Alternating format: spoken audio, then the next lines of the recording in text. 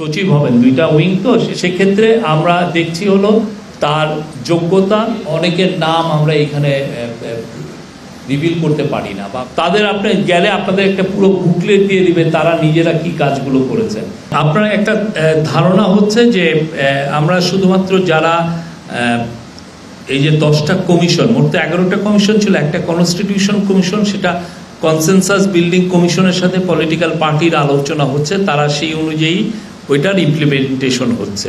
ওইটা হলো consensus building কমিশনের কাজ, পলিটিক্যাল পার্টির সাথে কনস্টিটিউশনের ব্যাপারে।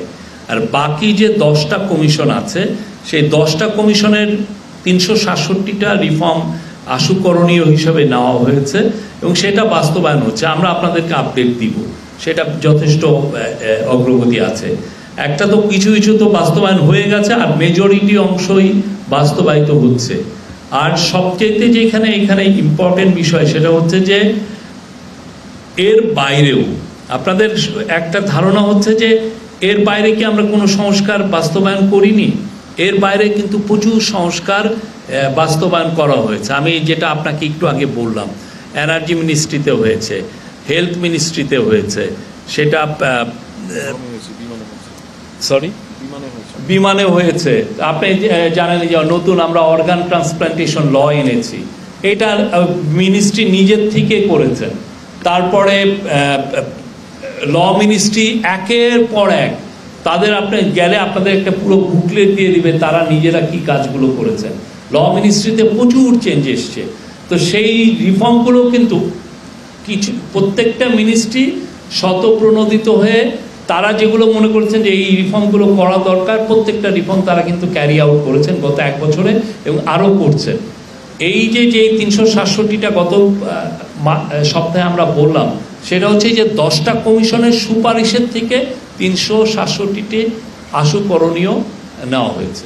সচিব হবেন, দুইটা উইং তো সেটা, বাট সেক্ষেত্রে আমরা দেখছি হলো তার যোগ্যতা, অভিজ্ঞতা এবং তাকে ন্যায্যতার ভিত্তিতে তাই সিলেকশনটা হবে। আপনার লাস্টের কোশ্চেনের প্রথম অ্যান্সার হচ্ছে আপনি পুলিশের এআইজি, পুলিশ যে পিআর, তাকে এই বিষয়ে জিজ্ঞেস করবেন, উনি আপডেট দেবেন। আর যদি আপনি আমাদের জন্য ওয়েট করেন, আমরা 1 সপ্তাহে দেখি, আমরা কালেক্ট করি যে এই বিষয়ে কোনো অলরেডি অগ্রগতি হয়েছে। কিন্তু লটাই তো হলো গত 1-2 সপ্তাহ আগে, সেই জন্য হয়তো আর প্রোগ্রেসটা কী বিষয়ে আমাদের একটু জানতে সময় নেবে।